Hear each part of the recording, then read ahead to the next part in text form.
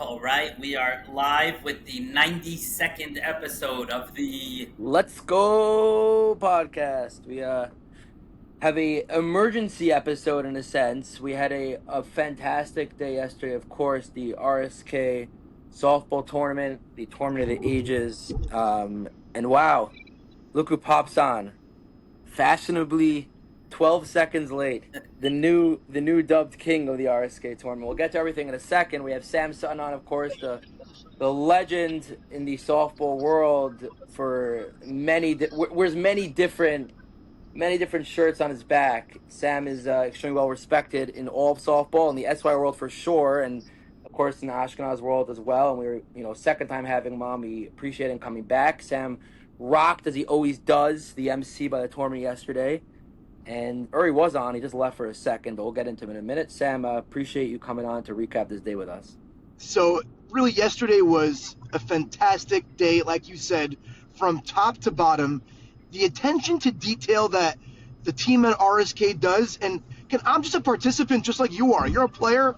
No, we have a lot of razors here also, but that's not what we're going to be chatting about. But just before you get into the actual nuts and bolts of the tournament, like of the actual gameplay, I think we would be remiss not to discuss, if you look at every last detail it's covered, they really are a players first, and it comes through in a tremendous way, whether it be myself on stage or whether it be the camera crews or the food, or they pull out all stops, and I know everyone feels it. And, when it started off the day with a little rain, it easily could have been dampered, but nobody was deterred. Everyone was like, all right, cool, let's just keep going. And as soon as it cleared up, it actually was a blessing in disguise, and Hashem is great, because it ended up being a perfect day. Like, the humidity broke a little bit, and it really was first class, top quality. And without further ado, let's get into the gameplay. Well, Sam, you're talking about top quality. You left out a very important part of that, which is the host, the voice, the man who proclaimed recently, "I am softball." Now, I don't know, having you at the event obviously adds to all the class, all the elegance, all the amazingness, and you're such a humble man as well that you don't even mention that when reviewing. No, I honestly, it has nothing to do with me. David, I appreciate the kind words, and I don't think I bring much but one thing. I bring energy. You got to keep the energy up. You have to keep the professionalism up. Everyone asks me all day, why are you wearing a suit and tie? I'll tell you why you're wearing a suit and tie, because when you're hosting an event and when you're literally on microphone talking to everybody, it adds, like you said, to the chashivas to the event. And again, Hashem gave me the ability to not shut up. It is what it is. But if you keep it coming from top to bottom, I know it comes through, and I know, listen, they keep calling me back, so I know I'm doing a good job. But it ain't me. It's everything around me, the atmosphere, which allows me to do that. It's really a combination. It's like a real good partnership between the players, the organization, and myself. And I'm happy to be back year in, year out, because I really think, listen, I've been a part of softball days. And first of all, I never proclaimed to be the king of softball. No. You didn't say you're the king of softball. You said, "I am softball." That's true. That's true. I have the text. I am softball. Listen, at the end of the day, whenever there's a softball tournament, whenever there's a softball big event, I'm the one there, so I guess I am softball, And so the funny thing is, I don't even play. I used to play. I used to be pretty good, but after I got injured, I said, listen, if I can't contribute on the field anymore, I may as well contribute the ways that I can. Listen, I'm there. I'm happy to be there. And if they keep calling me back, it means I'm doing a good job, and I'm not in it for the kudos, the praise, the props. I don't care about that. I'm there to enhance the events. That's it. And if I'm doing my job, I'm doing my job, but I appreciate it. 1 second, Sam. First of all, show everybody the pin on your jacket. I got a Sam I Am Productions lab-grown diamond pin, in addition to my Sam I Am Pro hat. Second off, just saying that by lunch, Sam Sutton went on stage, and he probably raised about $60,000, $70,000 from people sitting around, just from saying, who's going to think, I got a sponsor here, just making almost like an auction out of it. Yeah. And probably $60,000 or $70,000 raised at lunch. Thank you to Sam Sutton. Just by the way. I was on that. listen, I saw the number was close to 1 million, and listen, amazing, everybody that contributed. We hit the 1 million mark. We did it. We actually did it. But when I saw it so close, I took it upon myself. I said, listen, I told Matis, and Matis was not a fan of this. He told me not to do it, but I really didn't care. I said, Matis, what are they going to get mad at me? They're going to get mad at me? Who cares if they get mad at me? You, I get it. You can't solicit right now. You did enough. Everyone here did enough. I said, but I really don't care. And I told Aaron Ben Huden also, who's one of my favorite people in the world. I said, Aaron, I don't care. If I can bring it close to the 1 million, and listen, Hashem did it, not me. But we did it. Everyone contributed. Everyone felt, and I didn't care if I was annoying on stage because we actually accomplished the goal. At the end of the day, the Kitzer were there to raise money for RSK, and we did it. And I did it like you said, Uri. I am a fantasy football auctioneer at the better part of the end of August for about 20 different leagues. I brought that approach to it, and it worked. You bring it, and people they want to hear me shut up at the end of the day. So it helped. It helped contribute. And, again, that was, to me, probably the highlight of my day, raising those $50,000, $60,000 that we brought in. That was awesome. All right, great job. Sam, the guy offered $10,000 for Sam to shut up and for the games to start at 1 o'clock. He's like, I'll give $10,000, get this guy off the stage, and let the game start at 1 o'clock. I think he is, just one thing, Avi, Sam is softball. Uri is the king of softball. An important distinction. That's a good point. The lunch, I didn't think, we could take note from this for the gauntlet, Dave. That dairy lunch was something else. The way they did that, that was incredible. Last year, I know I'm a dairy guy, so give me a big ziti, I'm good to go. Last year was a lot of chirping. Oh, you went from meat to dairy, and it was too heavy, and they did. It was amazing. Well, they had pizza, right? They had pizza. That pizza. Also had lighter stuff too. They had sushis. Light pastas, light pizzas. They had the poke bowls. So Hank DeWitt got on stage, my co-host in Chronicles, got on stage to give a special shout out to that thought process. There were poke bowls, and not only were there poke bowls, that pizza that you just mentioned before, it was thin pizza. They do events. It was awesome. It was awesome. And in years past, it takes time to get things right. And I feel like they finally came and they figured out the right balance of the breakfast, lunch, and dinner. And I didn't hear one complaint from anybody about the food. Everyone was loving it. That's remarkable. I mean, there's an old joke. A waiter comes over to a group of Jews sitting at a restaurant and eating lunch. And he says, ladies, gentlemen, is anything okay with your meal? That is the old Jewish joke. Yeah, no, it didn't go over well, but I'm not the king of jokes. All right, so that's jokes. Really amazing, and we should take notes, Avi. Yes. Uri, what were definitely the food situation was very well done. They had a lot of food. Unfortunately, I don't really get to experience the event at these things because 4 years I've been. Because you're doing so much winning. What a humble brag, Uri. Uri, what a humble brag. It's not, because at the end of the day, I don't know. I really don't know how the players' lounge is. I don't know. I was asking somebody afterwards. I said, "How is the player?" I'm not trying to brag. I'm serious. So I'll tell you the truth, Uri. The players' lounge. You go? I didn't go. It opens at 3 o'clock. I was playing. Right. So they have hookahs set up. They have couches set up. They have beers. They have chips and nachos and hot pretzels. It's a chill. And there's a spot for the players to put their bags and relax. And it's a nice little chill because if you go into the family area with all the food in that tent, it's very chaotic. So you get a special bracelet. They actually had a guard by the door, and he was so mockbid not to let anyone in that didn't have the bracelet. Even I had a hard time getting in. I'm like, bro, get the hell out of here. Move. He's like, no, you don't have a bracelet. And he ended up letting me in. But it was such a serious thing. And they had showers, and they had a whole changing area behind it. So, like I said before, every attention to detail was paid. They spared no expense. And I love it. That's the reason why I love the day. And everyone feels it. It was so serious. You had Jimmy Malach there with his 10 or 11-year-old boy. And it was just them two, I think. And, maybe his wife was somewhere else. And he wanted to go in. Poor Jimmy, I think he just got thrown out of the championship game. The guy wanted to go in there to grab a pretzel or whatever it was. And he asked the security guards, can I bring my 11-year-old kid in? I have nowhere to put him. He's like, nope, can't do it. He's like, you got to bring him around, and you'll meet him on the other side of the tent, on the other side of the food. And the guy was menacing also. Avi, he was menacing. He had the big arms and tats, and the guy was sitting there like a regular bouncer out of a club. I was going to say, it looked like a All bouncer. right, so let's get into the softball. David, to finish my point about the food was that some years, maybe 2-3 years ago, I don't remember exactly. You get the players after they play the championship. The players playing, they get to the food tent and like, oh, there's no more brisket. Like this year, we got there and everything was still out. Everything was there. We didn't miss anything because we were playing. Like everything, food-wise, everything was there. We got everything. There was no shortage. Like it was awesome. So Uri, you want to hear? Uri, everything worked out. Uri, I'm going to take you behind the curtain for a minute. What does RSK pride themselves on? And that is management. Manage your money properly, right? So now, that being said, money management, they figured it out. I don't think they even spent more money.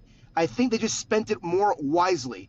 And they figured out a way to really keep everybody where they needed to be, when to be. There's enough for everything, enough for every time. They stopped it at the right. They managed the matzav perfectly.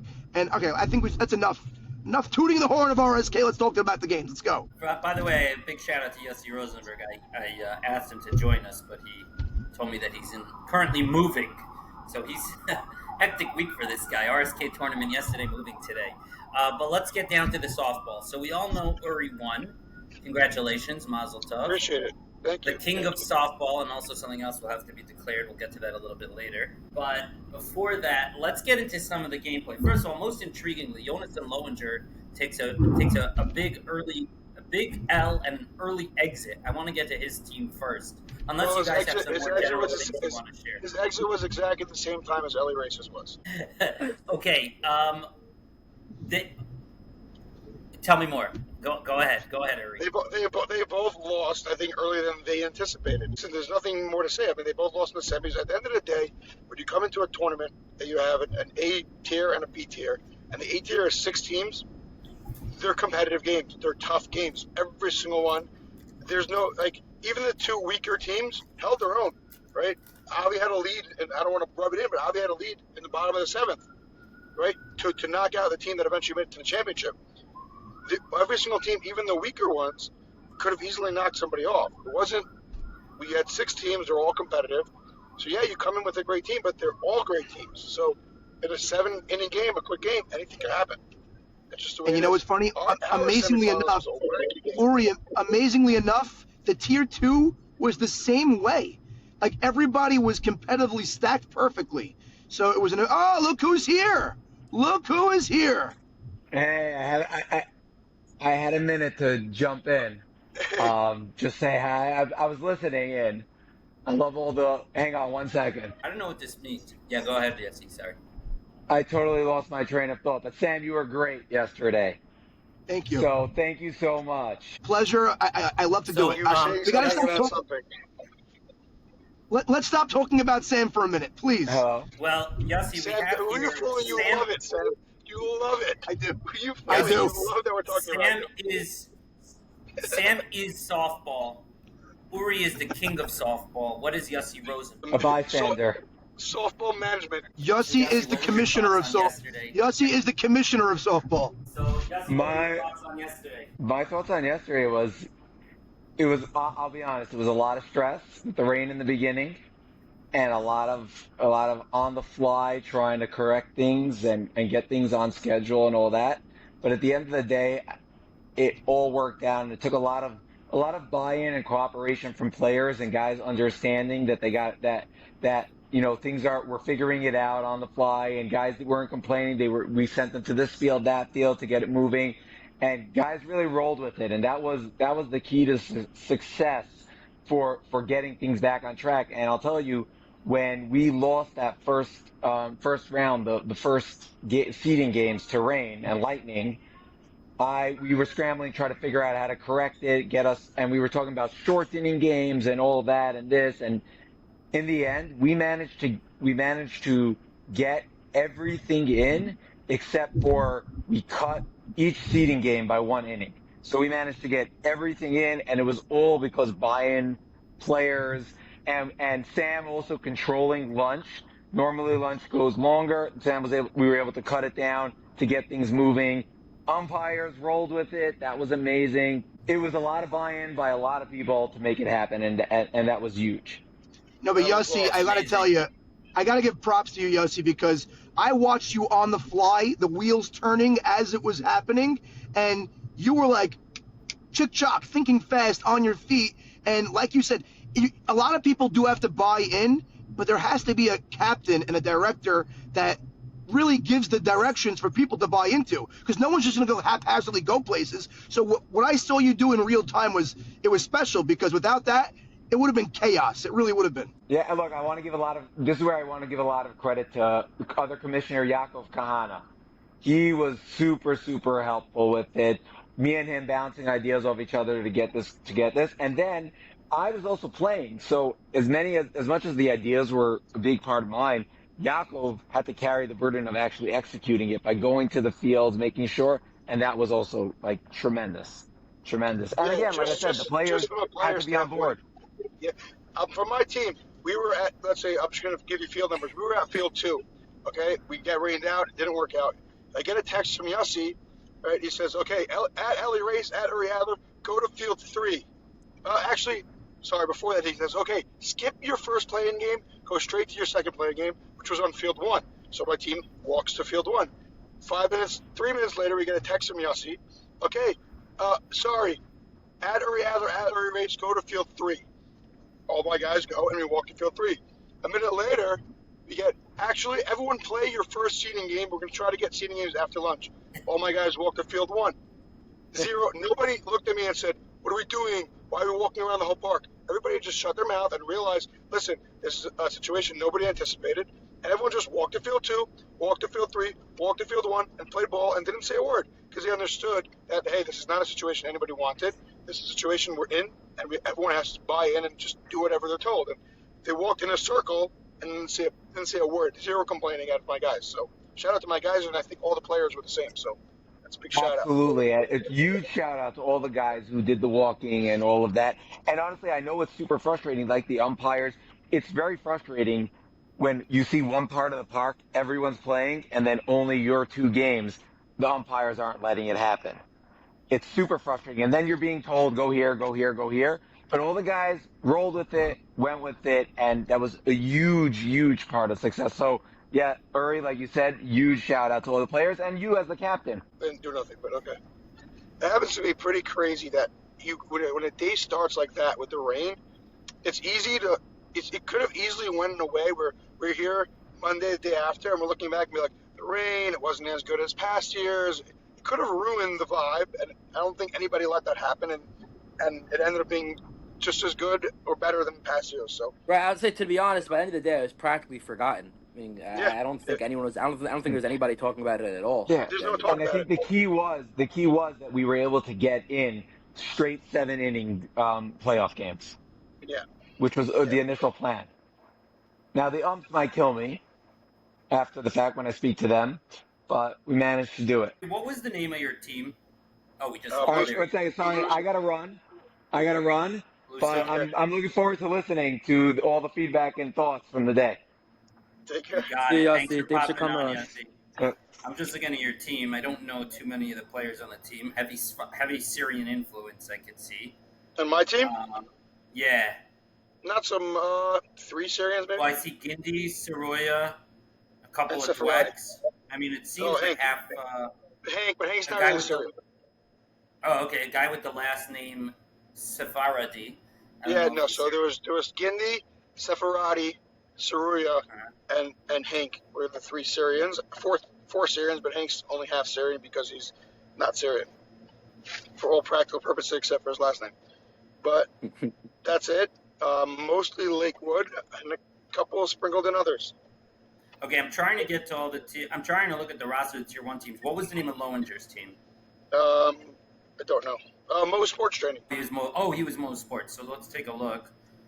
Feintuch. Oh, Jack Ross. Cheskietzko Saliasis. Zinn, Grossman. Oh, so Grossman. So who did Lowenger lose to in the semis? To Yitz Greenbaum. And from Rosenberg. Yossi Rosenberg. They lost to that squad. Okay. Wait, so there are all 6 teams make it to the playoffs? Put it this way, okay? Just leading up to the HSL MSL game, the two pitchers that made it to the championship were Neftali Solomon and Yitz Greenmount. The pitchers and teams that lost in the semis were Jonas Lowinger and Glenn Zuckerman and Kaufman. So, wait, Glenn Zuckerman's not a pitcher. but the pitcher was Kaufman, and Glenn was on the team, and whoever else, Archie was on that team, and those guys. So you're suggesting that this was not a really coincidence. an all-star game. You're No, saying I'm that this was actually. No, I'm suggesting it's not a coincidence. That's it. Got it. Well, we'll see on July. What is it? July 16th is the date. I think 15th. it is. I thought they would. 15th. I don't remember. Okay.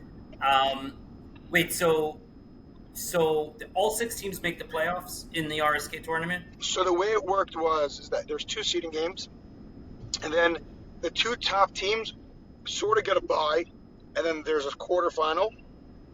Oh, they get a bye. So Jonas and Ellie lost in the quarterfinal. No, they got the buys. No, Jonasson got a bye, and Race got a bye with Kaufman. Oh, they got the buys. My team, we won our first seeding game. We played Race in the second seeding game. We were up 4-1 in the top of the last inning. And What's the name of Race's team, by the way? I want to pull up the roster. Metro Builders. Okay. We won the first one. They beat us in a seeding game. We were up 4-1 going to the last inning, and they came back and won the game, which gave them the bye and made us play in a quarterfinal game. Who was pitching for them? Daniel Ash or Daniel Ash pitched. Daniel Ash pitched the seeding game for them, and then we played them in the semis, and Kaufman pitched. Race is saying and I know that. Wait, and I know that Salah Assis was not too happy. Explain to you what it was. Well, Salah Assis is a different team, so I'm going to go there in a second. But so the bye was a half bye because basically what happened is that there was buys. They didn't have to play a quarterfinal game. But those 2 top teams played a quote unquote meaningless game, and they get to choose a choosing game where whoever wins that game gets to pick their semifinal opponent. That game was like officially 2 innings. It was kind of a choke. I don't know exactly what happened with that, but Lowinger won that game, and he picked Get Scream Out. That's why Yitz was in such a good mood this morning. Which made us play Race in the semis. Our semi games was our semifinal game versus Kaufman was maybe the wackiest game ever, and the craziest stuff happened in that game. We were up 6-3, going to the top of the 7th. They tied it up 6-all. A couple hits, whatever, they tied it up. Bottom of the 7th, our Levine on my team gets up and hits a absolute bomb. I'm talking about a ball that's probably still traveling, okay? A bomb down the right field line off Kaufman. As like the right fielder's picking it up as he's rounding third type. He gets home, we're all celebrating, we're jumping, and the umpire is just sitting there staring at it. We're like, what? They basically throw the ball to home plate, and the umpire is like, he's out, he never touched home plate. Now you were talking about that. There was a rule, Uri, that you were referring to that the umpire was not listening to you on. What was that rule? There's a rule in women's softball probably about a week and a half ago, 2 weeks ago. Same exact thing happened, and there's a rule in softball that play after a home run touching home plate is not appealable. You can't appeal it. Appendix G. Right? It's Appendix G. Appendix G in the rule book says that play is not reviewable. However, the difference is in this case, the umpire was explaining to me, is that this is not a home run because there's no fence, so it's inside the park. So it's not an over the fence home run, which is one thing because it's not an automatic home run. The second thing is that he never called him safe. In that game, the umpire had called safe, and then they went back and tried to review it. In this case, the umpire said, I saw him never touch home plate, and I never called him safe. So therefore, it is reviewable, and it is appealable, and they called him out. It's a terrible way to as in a tournament where the guy hits that type of shot, and also the video shows him either on the base or really close to it. So why go and insert yourself in a game? The guy had a walk-off nuke, and you can insert yourself in the game and call him, and you're going to call him out because he didn't touch home plate when the ball wasn't even close. By the way, Dave, you know who pointed it out right away? If you had to take one guess, don't say anything, Uri. You go through Ellie Race's roster, you take one guess on who the guy who would point out that he missed home plate would be on that roster. Who do you guess points it out? You gotta give me the name of Ellie Race's team again. Metro Sluggers. Metro Sluggers. Take one guess. Who you think? I could see it going in different directions. It's an easy. I mean, it's an easy answer. Don't overthink it. Don't overthink it. It's an easy. Nenner. No, No. not even close. No. Oh, so I don't get. I'm missing the Zach here. Glenn Zuckerman. Okay. Right away. He even brought up exhibits. He brought up Exhibit A and Exhibit B. Oh, you mean because he has okay, and then there has a good attention to detail also. Basically, after that, the next pitch, I think Hans Katz was up. He doubled, and then like 3 pitches later, my brother hit a single and walked it off. So like it lasted another like 2 batters. But So Uri, are you pulling like a Michael Jordan getting elected to the Hall of Fame here? Like you won the tournament, but you're like still showing up and still complaining about things that you. No, I'm not complaining. I'm just telling you what happened. I'm telling you what happened in the game. It was just a wild sequence. At the end of the day, we won the game anyway, and I think had we lost the game, it would have just been bad overall because Yossi Kaplan I was talking to him after the game. He's like, at that point when you lose, right? In our heads, we lost. It's not fun to go back on the mound and then win that game and keep going when you know you're really lost. It's not like a close play. It's not like something it was a bomb. The guy hit.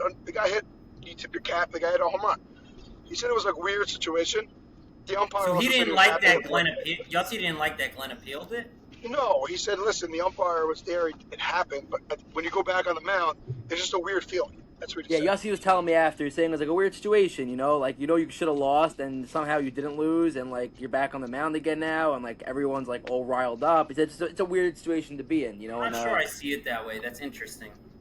Because it's definitely it's one of those hits that 90%, 99% of umpires, they see that hit, they're walking to their car. Good game, guys. Right. They're not watching that. They're not looking for that because it was such a home run that you just walked to your car. Like everybody, we were like the guys on the team were walking off the field before the ball even came back at the game field. Okay, so that was during one of the playing games, right? That was the semifinals. Oh, that was the semifinals. He walked it off to go to the championship, and the umpire called him out because he didn't touch home plate. Okay, wow. Oh, that was to get into the championship. Now I get get into the championship. That is crazy. Now I get why you're telling this story. That is nuts. Yes. Okay. It's a walk-off homer to get into the champs. That is a good one. Wow. It's crazy. Luckily, the umpire told me after, he's like, I see what I see. If I see it, I have to call it.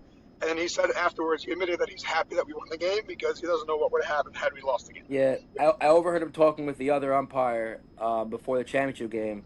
He was like, you should have seen what happened in my game. The guy in the team hit a bomb, but he just missed home plate. It was so clear to me. But I'll tell you one thing. Oh, boy, am I happy they won the game. Oh, boy, am I happy. By the way, that is a great job by Glenn, I think, right? I mean, I don't know. Maybe Yossi sees it differently. I mean, the video shows him either on the base or really close to it. So it's not like this egregious. Okay. It's not like this egregious thing where he just ran to the dugout, and didn't. He was definitely very close to the base, if not on it. So like, it's just such a nitty gritty, like almost, I don't want to say sore loser-ish, but like a sore loser-ish way of going about it. Like, we missed home plate. Like, come on. If he did, it was so you were messaging me that Glenn had a rough day at the plate. I heard that Glenn had a tough day at the plate. This was the word around the street. The word on the street was that the HSL batting champ only collected how many hits over the course of the day? I think it was 2 or 3. I saw him have 2, but I think the only times I was there videoing he got hits. I have 2 videos of him getting hits, but apparently he didn't get a hit other than that. I think he walked a bunch of times. I think he went like 2 for 7 or something with a few walks, I think was what he won or something like that. I spoke to Glenn about it. Glenn said he wasn't prepared. He was honest with me. He said, I didn't know. He said he's played triple headers before on Sundays, and he hadn't had an issue. This is different. It's a totally different ballgame. Out there in the sun for 7-8 hours like that. He said it's draining, so it was extremely difficult for him to like swing the bat with full force. He was so tired. Really? Something How like many that. at-bats are you getting over the course of the RSK day? 20, 25. Depends on what you play. If you go through the championship, you're probably getting. The championship, probably 20, 25.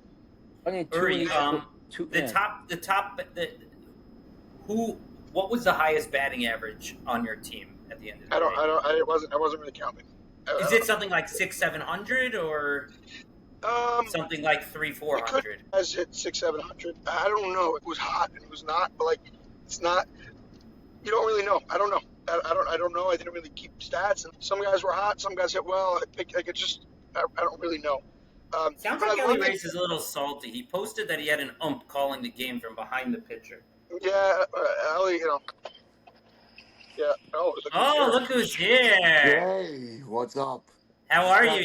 Welcome to the show. I heard you're in a very good mood after getting picked for the semis and by Lowinger and then smacking the crap out of Uh, him. well, well, I'm here to congratulate Uri again. I wish I could take credit for the beating Lowinger in the semis, but I actually spent all my energy beating Avi in all the other games. So I didn't. I didn't. So wait, even so you think- lost in the championship to Uri? Well, no, my team did. Yes, Yitz didn't pitch. I probably would have also. Unfortunately, I was gassed. My tank was. I was done. I was going back and forth to the bathroom every 5 minutes. It was a great game. I'm watching most of this, and I'm just gonna say I think the theme of the day, other than the event itself, was pitching. We came with probably the best offensive team I could put together of guys I knew, and we couldn't hit. We scored so few runs. Avi shut us down. He was up 2-0 in the bottom of the 7th. Even the first game, he gave up a few runs in the first inning, but that was it. We had Al Tenenbaum, Noam Block, Jimmy Malak from, we'll talk about him soon, I guess. Jimmy Malak. These guys didn't hit at all. No one hit. And all teams, I watched, even the championship game, Uri had a huge hit, but it was a low-scoring game. It was a final 4-2, I believe. And some of them we would call like bad runs. It was amazing. I did it like this.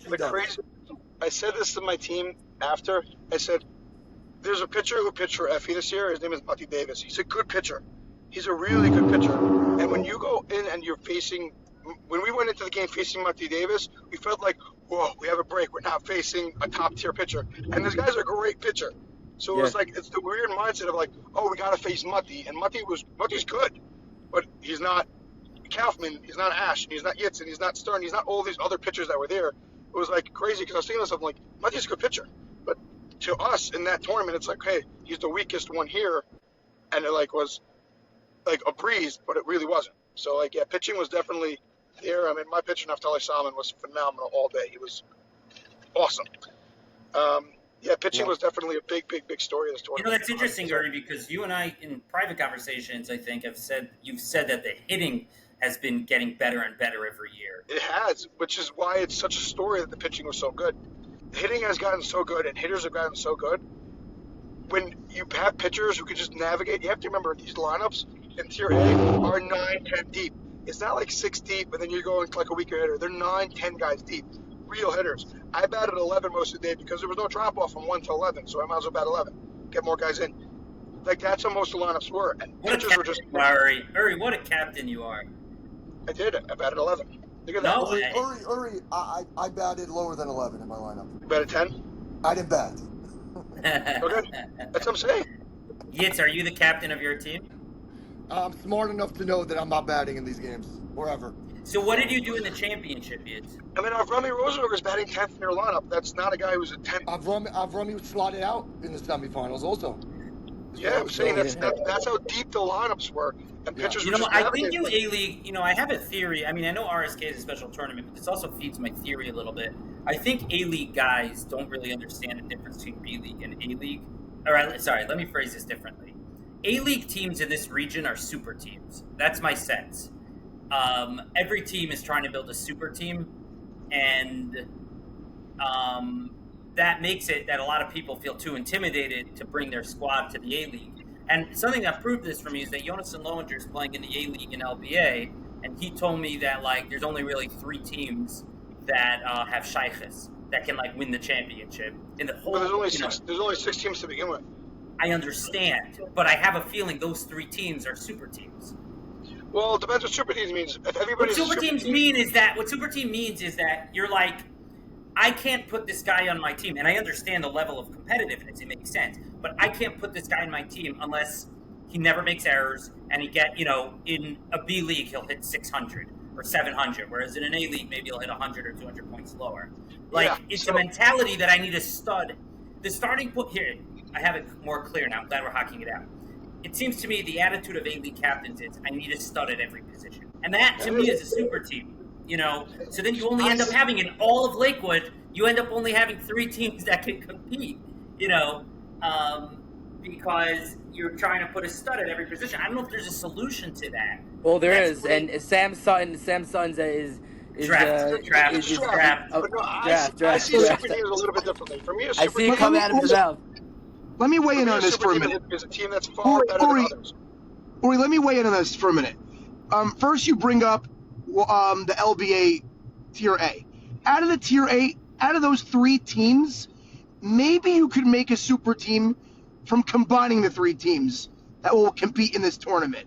Maybe 2 of the teams, I would say, because that's just the nature of it. They're not studs everywhere in those 3 teams. We thought so, Uri, but it's just not the case. Same thing for M&S. Maybe you can combine 2 teams and put together a team that will compete in this tournament. Yes, but it's more of a buy-in thing. It's like if you're not able to mentally buy in to be on that quote-unquote super team, and your ego will take a hit because if you're a center fielder, you're playing left field, and if you're a shortstop, you're playing third base or second base. You need that part of the mentality too. And you said a great point in the chat last night, you're never going to have, ever, a drafted situation because 90% of these guys, and they're losers for that matter, 90% of these guys will only play with their boys. And to me, I never understood that mentality at all, because to me, I look at softball as, how do you think I met 90% of the people that I know in my life? It's because of the leagues that I'm a part of.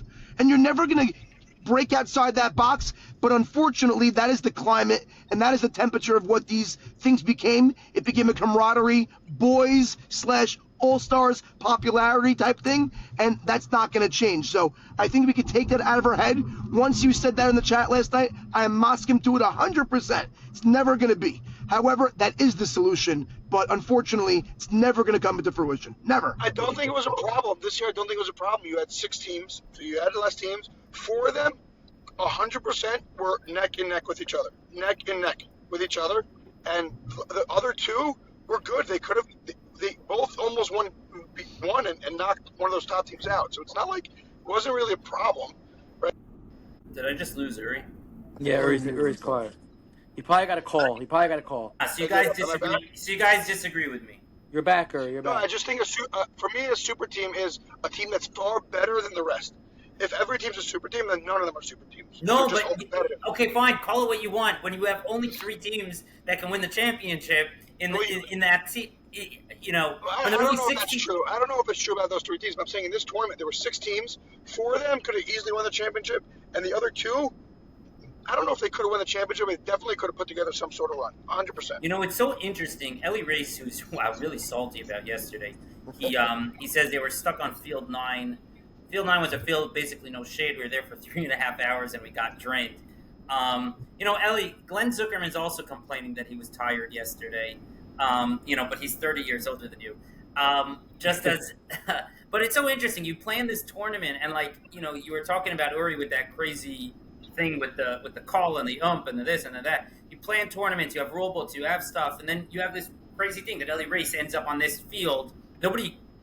Nobody realized that he'd be stuck in the sun for 3.5 hours. There's just so many details you have to attend to. It's crazy, and that does sound unfair if it was a sunnier. Yeah, but I played him in the semis in the same field, so I'm not complaining about the field. Yeah, No, Dave, he was stuck out there. He's saying he was stuck on that field for hours. I was there for 2.5 hours. He was there for 3 hours. I'm saying. I was gonna say on that point also small little details. So it's funny because when and this, you know, I'll speak up on this and then I'll let Uri and everyone else take it away. I don't have much to say here except for being part of the host. We ended up, you know, as Uri mentioned and Sam mentioned earlier, the first game Yossi mentioned it came on. Almost all the both first game Tier 1 games were rained out. The only game that played was us versus Yitz. So the weather wasn't horrible. It was rainy. It was annoying. It was hard to get a good grip on the ball. It wasn't horrible. However, what it did do is after that game ended for like 20, 25 minutes, half an hour, it was pouring. Then the sun came out. So then I'm sitting there in the sun, and then I don't pitch the second playing game after lunch. So you're talking a good 3.5 hours between then and when I actually pitched in the quarterfinals. So I'm pitching in the quarterfinals, and all of a sudden I'm feeling that same like nothingness and that same like tiredness as if I felt in that the second RSK year when we lost in that championship area, where I felt like totally dead and defeated. And I was one of my wife, my mother was there. I'm like, why am I so tired? Am I that out of shape? And I realized it's because my body's from my body's perspective, it's practically as if I'm in the championship from going 4 hours in the sun and not doing anything. So I went over to my other pitcher, Avi Kurtz. Shout out to Avi. He was a great captain and brought a great team. Like Uri said, we definitely weren't anywhere close talent-wise to any of the top 4 teams. However, these kids were athletic. They were sharp in the field. And we actually started hitting, I won't say hitting.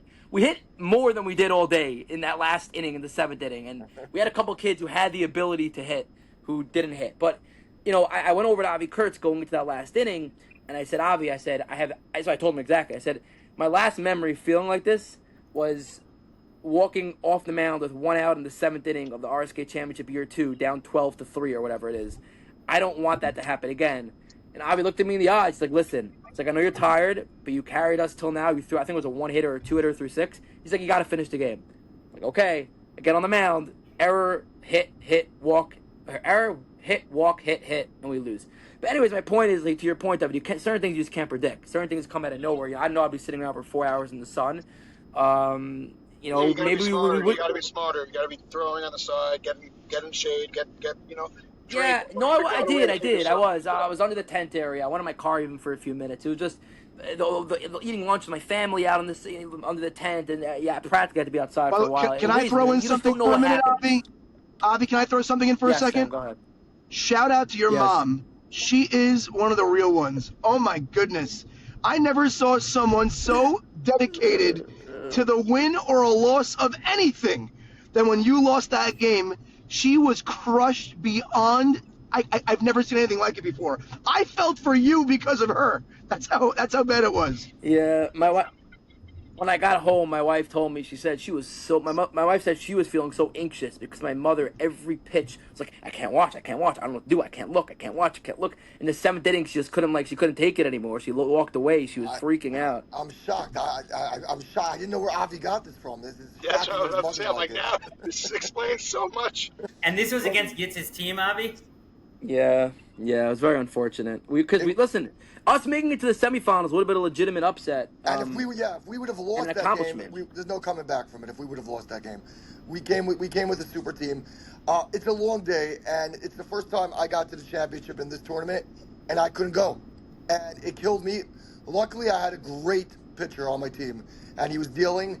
But I said, even if he wasn't dealing, it wouldn't matter. I was done. I was toast. What do you think it was? Why do you think you were more worn out than other years? So, first of all, I'm old. That's first of all, and I get older every year. Second of all, I'm in the same situation as Avi for this one. We pitched, and then we sat for 4 hours, literally 4 hours. Our first game ended about 10:40, and then our next game didn't start till 2:30. So we're sitting there doing nothing, and then we're bringing it all in that game. Now, it was 0-0 heading to the 7th. So we're bringing every pitcher's pressure, every single play. And then I was fine that game, and I was fine to the last inning a little, but then right after the game, I felt like it was over. Dave Norman, by the way, we all know Dave Norman. Right after that game, he collapsed. He collapsed. He had to go in. He got IV. It just happened, and I couldn't. After that, I was done. Uri told me on the sideline by the championship, I couldn't get in the game. I'm sitting there. Again, our guy was pitching great. Steve Stern, props to him. Great pitcher, and he'll become even better. 5-count prodigy, baby. Yeah, as he gets smarter and stops walking guys and finds a secondary pitch, he's going to be a superstar for sure. But he's great, and I couldn't do anything. I couldn't even energize my team. It's such a long day. It's an awesome day. We had Sam in the background announcing everything, trying to energize my team, which wasn't energized at all.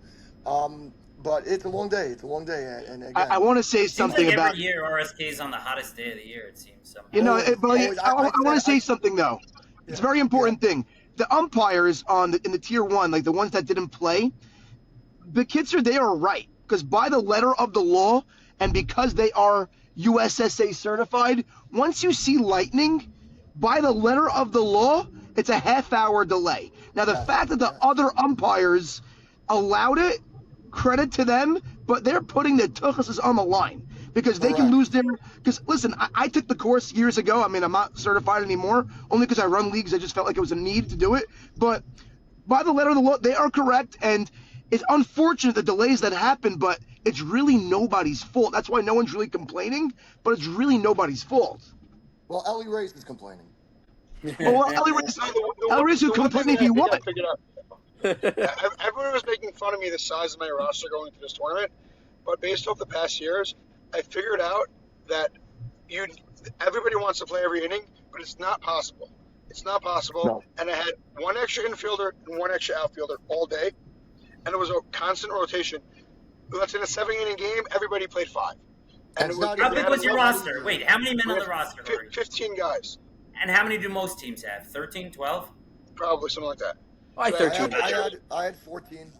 It's not easy. I had 2 pitchers, and I think I managed them pretty well. Like Naftali pitched maybe 3 innings all day I should have until the done that. semifinals. No, but Uri, it's all about buy-in.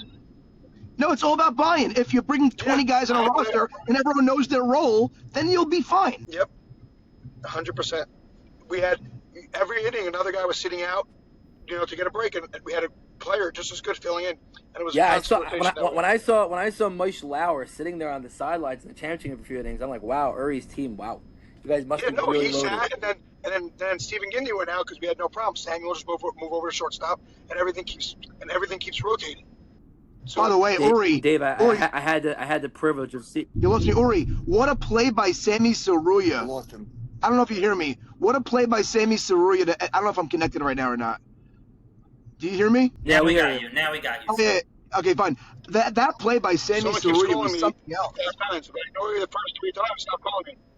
Moscom. That play by Sammy Saruya to end the game in the World Series, that was a great play. He really, that was a tough pickup to make to end that game Yeah, at that second kid's a great base. player. No No, doubt he's about it. unbelievable. Go That here was. in a minute. Hey, I'm pulling up. By the way, I'm pulling up to my appointment. I just got to Camelback, Pennsylvania. This is cruel and unusual Wish me luck. punishment. Whatever Sam's doing to us.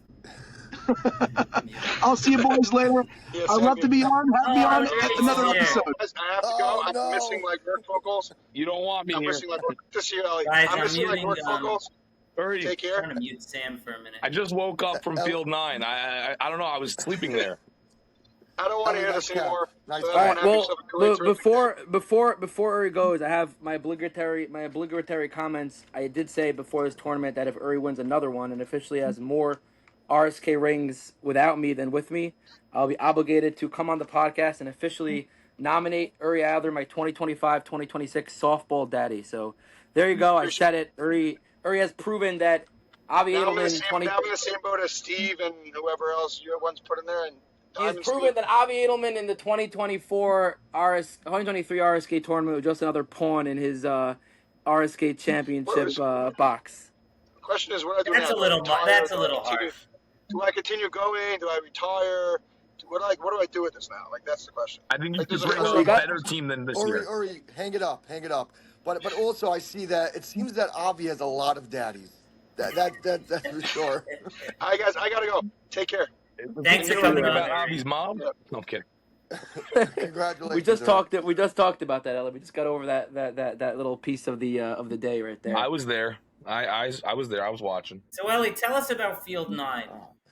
Oh my. Where do I begin? No, Should we get Yossi back on for this? so honestly, Yossi doesn't want to hear anything from me. I mean, I don't think I even went to him to talk to him about any of this, but it was a rough situation. I mean, we sat there at this field in the sun waiting for an hour for a meaningless game for an umpire to show up, which he showed up, I think it was 45 minutes late with no gear, and he had no interest basically in going back to his car to get his gear because it was hot. I don't blame him, but he's like, I'm umping the game from behind the mound.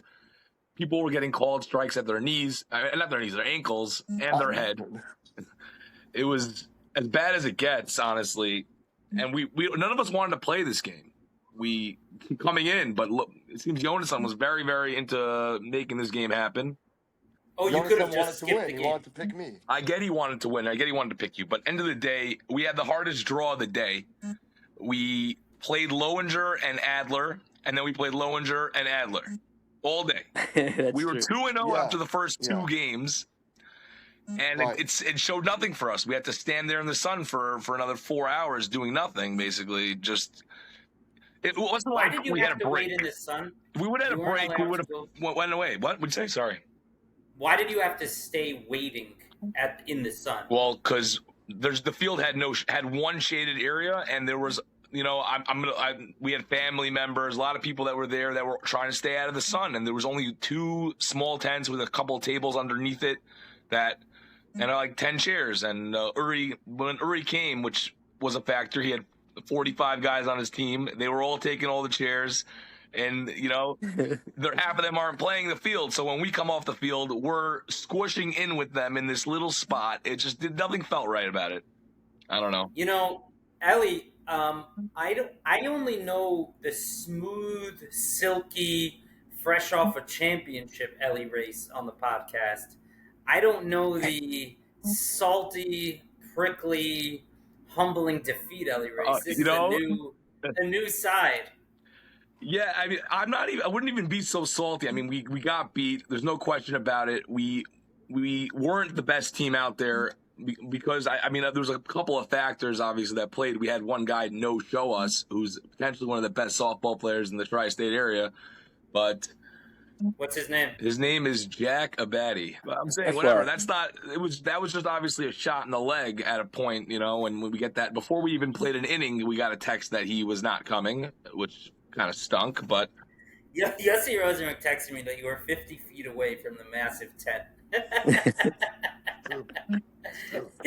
Who said this? Yossi Rosenberg. We were not 50 feet away. It looks like it. You are. You feel like you might be, but you can't. Once you get to that tent, it's over. You're sucked in, and you're not getting out. And by the way, that was the Build-A-Bear tent. There was more glitter flying around in the air there than anything. I didn't want to catch any lung-related illnesses, but...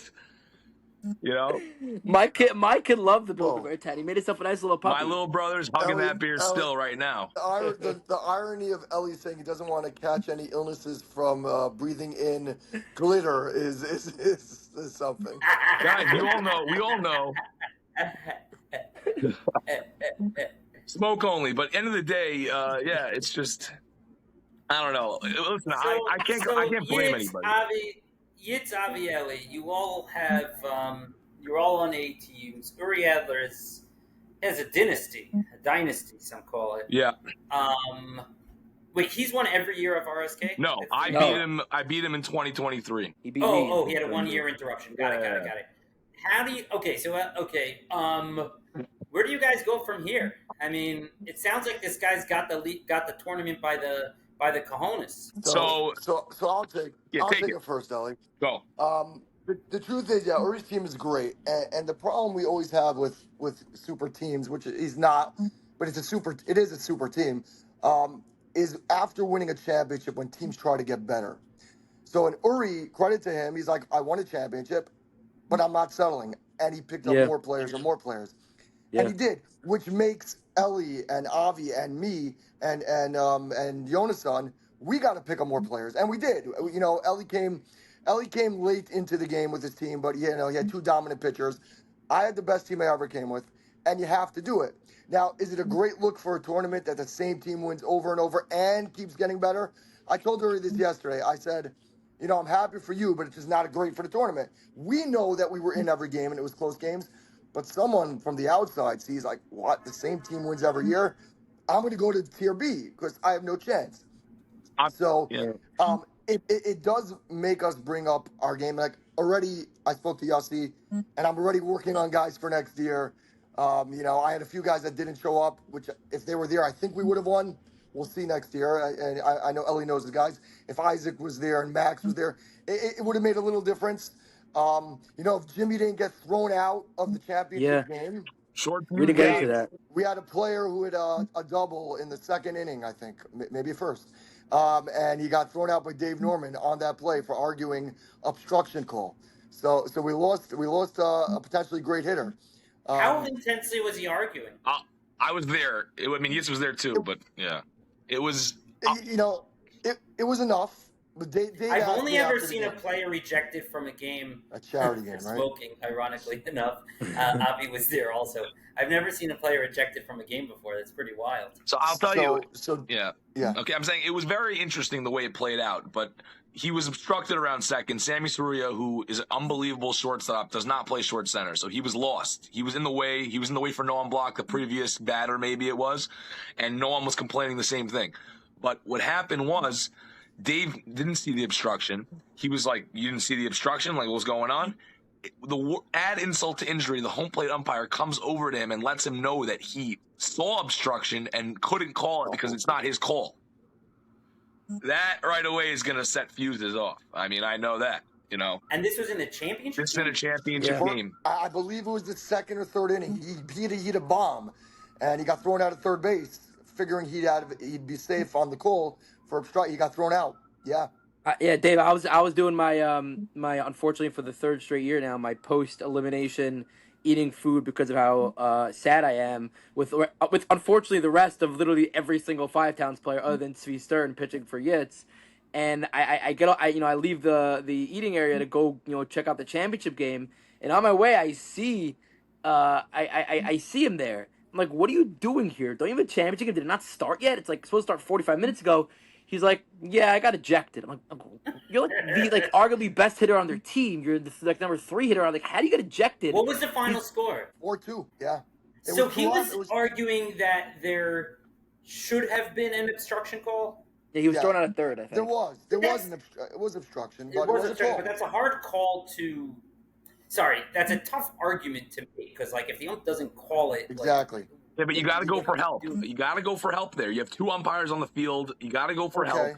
Natan's right there. But even if you don't go for help or you get up, you can't get thrown out. That's the bottom line. You know it's a championship game. You can't. Ellie, you can't get. No, unless 100%. you're Pini Kahana, you're not getting thrown out. I hear you. I definitely hear that. There's 2 sides for sure. So bottom line, the championship game was 2 up in the 5th or 6th inning.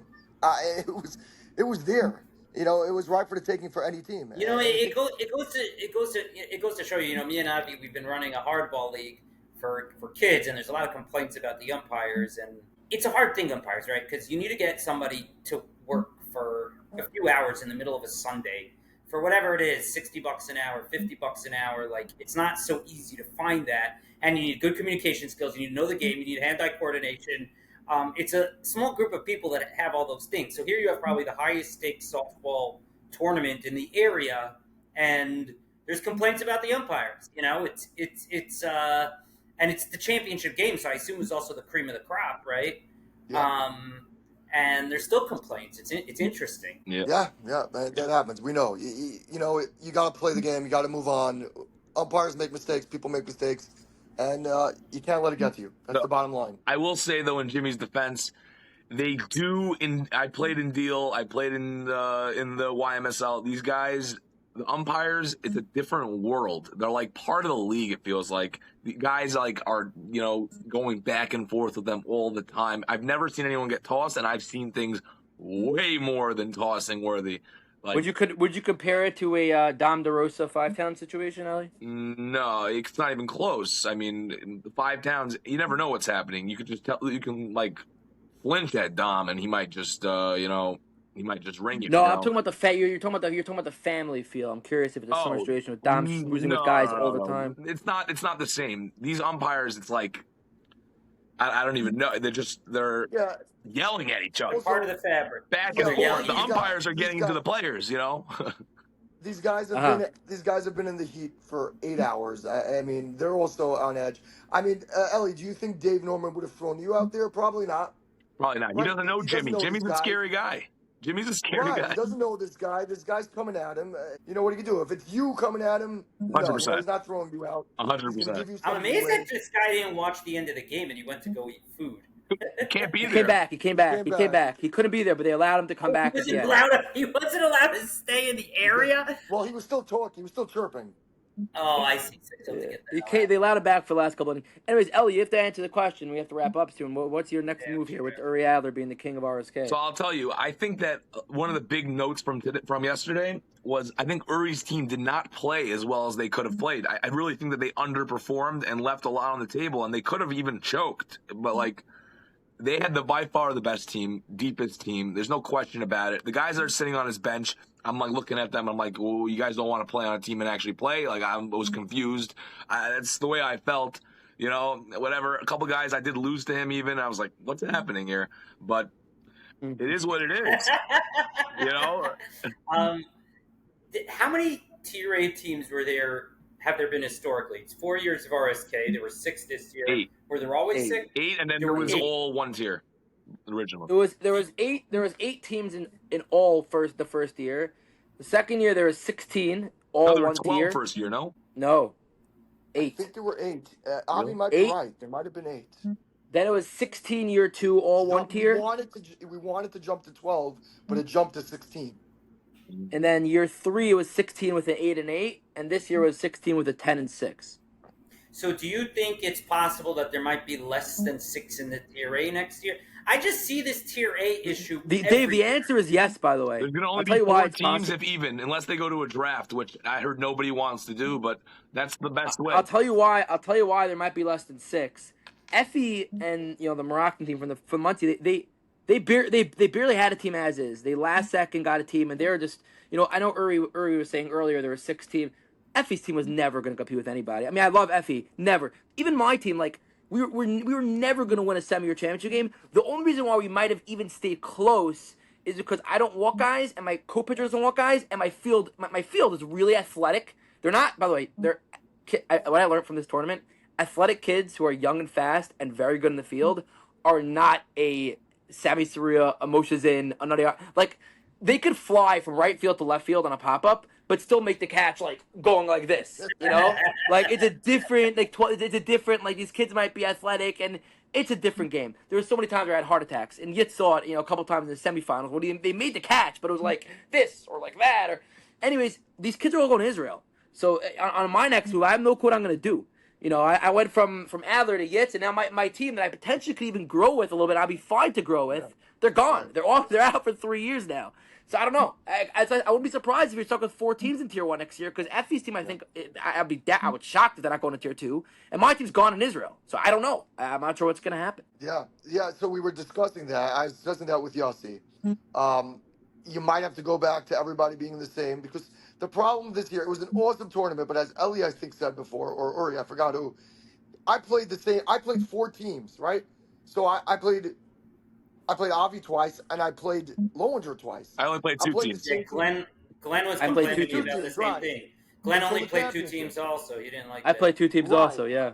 But there's nothing to do when you have 6 teams, and if the top 4 teams are so talented, guys don't want to play in that. So you had guys like Josh Flack, Slesky Rosenberg, Kleiman, these guys who are Tier 1 players saying we're going to play in Tier B. Hot take, Slesky Rosenberg may play with me next year. Okay, so there you go. You can add a player. So there's options. You go back to everything, together, which is not good because the bottom teams have no chance. Or you maybe even break it up into 3 tiers.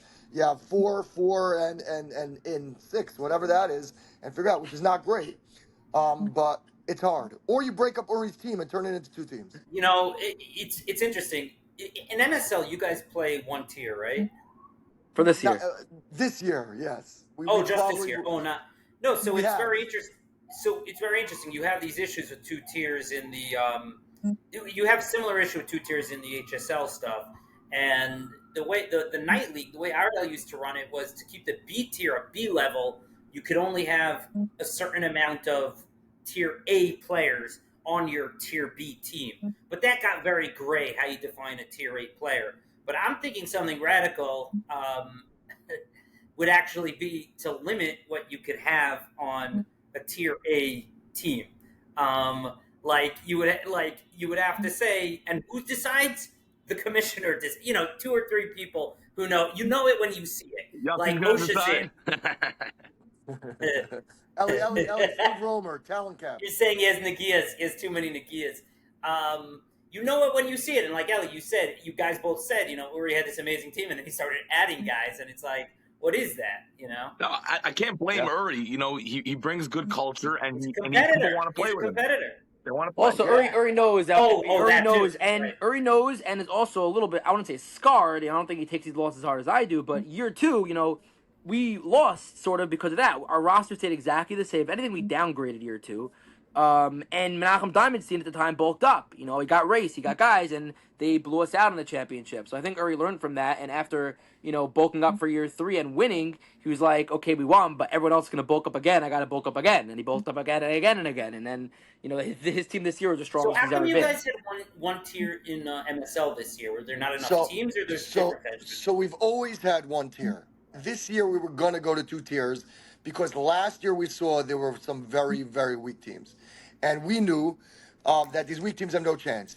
But a lot of them complained, like, no, we're not tier 2. Let us be in tier 1. And we said, this year we're going to do a balanced schedule. You know, you're going to play the same teams as everybody else, and we'll see where the chips fall. And we see there's a few teams with 0 wins and 1 win. And so next year we're going to go to 2 tiers.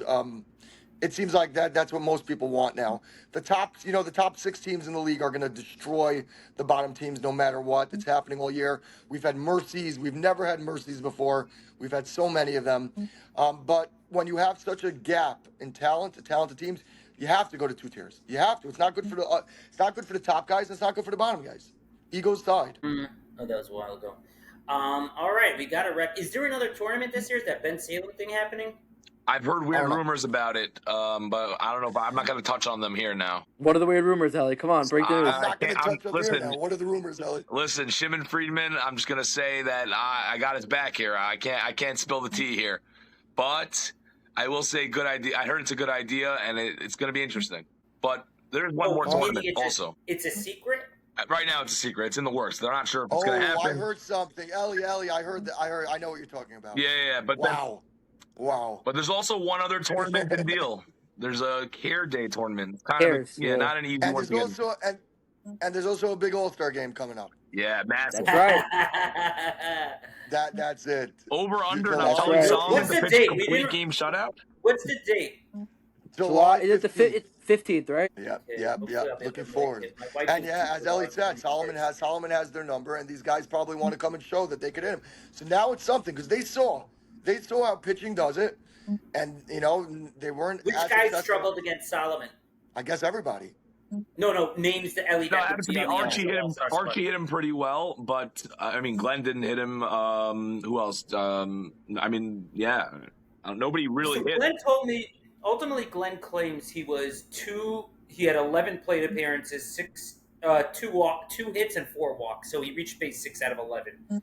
He was on base, no question about it. He was getting on base. He was getting slotted. We had a slotted runner, and he was. I remember one play Glenn hit a base hit. They weren't sure if the guy in the outfield caught it or not. So I don't know if they gave him the hit or not. Oh, that was terrible. He had a nice line drive there. That was terrible. Yeah. He called it. The umpire called it down. Yeah, but he didn't say anything, so no one knew what was going on. No. Yeah, what did you think about Glenn calling out appealing that play at home plate? Is it a Bush League move? Is it a big league move? Okay. I mean, I have Jeremy Nussbaum on my team for years. Jeremy Nussbaum would do the same exact thing. If you're a competitor and you're in a semifinals game, you do whatever you can. Even if he did touch home plate, you're hoping would I do it? Probably not. But he's a big competitor, and you know, Ellie Race would do it too. I'll be honest with you. I think that it was a little bit the way that went down. It was a little bit not so clear. What happened was he crosses the plate, right? Umpire's still standing there staring it down. When you see an umpire staring it down, you already know that something's going on. And so Yitzi Rosen got the ball and just turned and meaning guys are saying maybe tag him. I don't know. This is just instinct. Obviously, I'm coming in from the outfield after that play. I'm just dead. Everyone's heart ripped right out. You're seeing it pumping in front of you. You're like, this is the worst. We just had so much heart. We came back from down 3 in the top of the 7th, which was the same thing we did to them in the previous seeding game against them. We beat them, and everything felt like it was going our way, and then it was taken away, and then all of a sudden we're back in the field. A minute later, just standing what happened? Not a good feeling. But to answer the question, if you're a competitor, you do whatever you can. So nobody really appealed. The umpire was waiting to make a call. Exactly. But even if you did appeal, what do you have to lose? 100%. Bush League, not Bush League. If nobody appeals that play, what ends up happening? He would have walked away eventually. He would have been like, "Oh, he missed home plate," but nobody cares. He said if it would have been 20 seconds more, he would have just walked. It would have been over. That's what he said. Wow. So. seconds. All right, Chevra, thanks for coming on. We started with one group, ended with a different group. Marathon, hour and 11 minutes. Oh, wow. So looking forward to the big day, July 15th, and then looking forward to the mystery tournament that hopefully we'll find out about soon. Very excited. All right. Thanks, guys. Take care.